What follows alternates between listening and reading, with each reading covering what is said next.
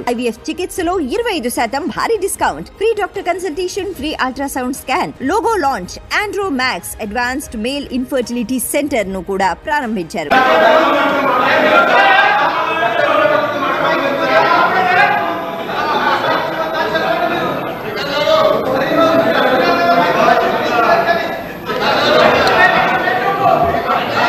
హరీష్ రావు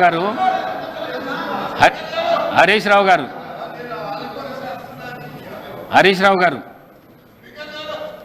ఏదైతే హరీష్ రావు గారు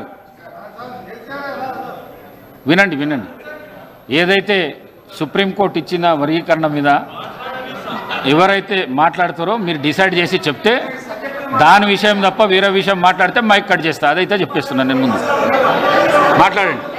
హరీష్ రావు గారు ఎవరు మాట్లాడతారో సూచించండి, మాట్లాడండి. Speaker sir, first of all ఒక శాసనసభ పక్షం తరఫున ఎవరు మాట్లాడాలనేది ఈ సభలో ఉన్న సాంప్రదాయం ప్రకారంగా సభలో మమ్మల్ని అడుగుతారు, మా పార్టీ తరఫున ఎవరు మాట్లాడతారని అడిగి మేము ఎవరికి అడిగితే వారికి మైక్ ఇచ్చే సాంప్రదాయం ఉంది. కానీ మీరు సభా సాంప్రదాయాలకు తిలోదక. హరీష్ రావు గారు, ఈ సభల ప్రతి సభ్యుడికి మాట్లాడే అవకాశం ఉన్నది. మీరు చేరుకు నేర్పించవలసిన అవసరం లేదు. మీకు అవకాశం ఇచ్చినా మీరు మాట్లాడండి. నాకు చేరుకు నేర్పించవలసిన అవసరం లేదు. ఈ శాసనసభలో ఏ సభ్యుడికైనా మాట్లాడే హక్కు ఉంది. మీరు సీనియర్ శాసనసభ్యులు నాకు నేర్పించవలసిన అవసరం లేదు, చేరుకు నేర్పించవలసిన అవసరం లేదు. మీరు మాట్లాడండి. There is a procedure in this house. There are some rules in this house. ఎప్పుడు అందరి సభ్యులకు మాట్లాడే హక్కు ఉన్నా ఏదైనా ఒక అంశం మీద ప్రధాన ప్రతిపక్షం నుంచి ఎవరు మాట్లాడతారని అడిగి ఆ ప్రధాన ప్రతిపక్షం నుంచి పేరు తీసుకొని మాట్లాడించే సాంప్రదాయం ఈ సభలో ఉంది. ఈ సభా సాంప్రదాయాన్ని తుంగలో దొక్కినందుకు ముందు నా నిరసన తెలియజేస్తూ నేను మాట్లాడుతున్నాను. అధ్యక్ష, ఈ సభ కౌరవుల సభలాగా నడుస్తుంది అధ్యక్ష. బట్ అంతిమంగా పాండవులే గెలుస్తారు, న్యాయమే గెలుస్తుంది, ధర్మమే నిలబడుతుంది. మీరేదో ఇలా మందబలం ఉందనో అధికారం ఉందనో అహంకారంతో చేస్తున్నారు. ప్రజలు అన్ని విషయాలు గమనిస్తున్నారు. తప్పకుండా మీకు తగిన గుణపాఠం చెప్పే రోజు ఉంటుంది, జాగ్రత్త. అధ్యక్ష, ఈరోజు 2 అంశాలు అధ్యక్ష. ఎస్సీ వర్గీకరణ మీద భారత సర్వోన్నత న్యాయస్థానం ఇచ్చిన తీర్పును బీఆర్ఎస్ పార్టీ పక్షాన మా యొక్క హర్షాన్ని వ్యక్తం చేస్తూ ఉన్నాం, స్వాగతిస్తూ ఉన్నాం. అధ్యక్ష, ఈ యొక్క వర్గీకరణ మీద మా ప్రభుత్వం ఏర్పడిన వెంటనే సభానాయకుడిగా కేసీఆర్ గారు 29 నవంబర్ 2014లో ఈ ఎస్సీ వర్గీకరణ వెంటనే చేయాలని ఆనాడు మా సభానాయకుడిగా కేసీఆర్ గారు ఈ సభలో తీర్మానాన్ని ప్రవేశపెట్టి కేంద్ర ప్రభుత్వానికి ఏకగ్రీవంగా ఈ వర్గీకరణ చేపట్టాలని చెప్పిన పార్టీ మా బీఆర్ఎస్ పార్టీ.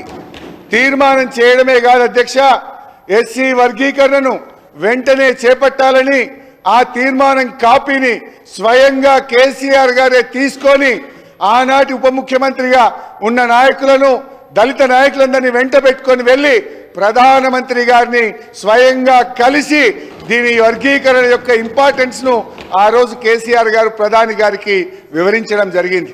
ప్రధానమంత్రి గారు ఆ రోజు కూడా చాలా స్పష్టంగా ఇది న్యాయమైన డిమాండ్ అని, దీన్ని తప్పకుండా పరిష్కరిస్తామని ప్రధానమంత్రి గారు కూడా ఆ రోజు సానుకూలంగా స్పందించారు అధ్యక్ష. అయితే అధ్యక్ష, ఈ వర్గీకరణ పోరాటం చాలా సుదీర్ఘమైన పోరాటం. ఎన్నో త్యాగాలు జరిగినాయి. ఎంతోమంది వర్గీకరణ కోసం గతంలో ప్రాణాలు అర్పించిన సంగతి కూడా మనకు తెలుసు. ఇదే గాంధీ భవన్ దగ్గర పెట్రోల్ పోసుకొని ఆ రోజు కొంతమంది మాదిగలు ఆత్మాహుతికి పాల్పడితే అప్పటి ప్రభుత్వం కనీసం వాళ్ళని పట్టించుకున్న పాపాన కూడా పోలేదు. కానీ ఆ మాదిగలకు కేసీఆర్ గారు మా ప్రభుత్వం వచ్చిన వెంటనే వారందరికీ ఎక్స్గ్రేషియా ఇచ్చి ఆ కుటుంబాలను ఆదుకున్న పార్టీ బీఆర్ఎస్ పార్టీ, మా నాయకుడు కేసీఆర్ గారు అధ్యక్ష.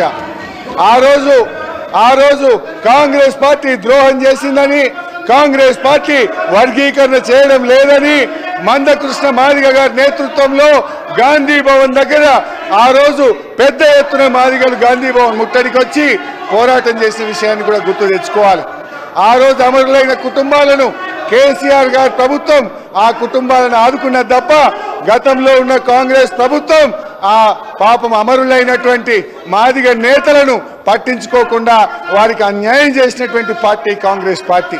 బట్ ఏది ఏమైనా ఈ సందర్భం చాలా సంతోషమైనటువంటి సందర్భం. దశాబ్దాల కళ నెరవేరినటువంటి రోజు. అందువల్ల ఈ రోజు మా బీఆర్ఎస్ పార్టీ తరఫున సుప్రీంకోర్టు తీర్మానాన్ని మనస్ఫూర్తిగా స్వాగతిస్తా ఉన్నాం. ప్రభుత్వం ప్రవేశపెట్టిన స్కిల్ యూనివర్సిటీ కూడా మా బీఆర్ఎస్ పార్టీ తరఫున సంపూర్ణమైన మద్దతును తెలియజేస్తా ఉన్నాం. అయితే అధ్యక్ష, నిన్న గాని ఈ రోజు గాని సభ జరిగిన తీరు మా హృదయాలను ఎంతో గాయపరిచింది. మా మహిళల్ని శాసనసభ్యులు లక్ష్మణ్ కుమార్ అట్లూరి లక్ష్మణ్ కుమార్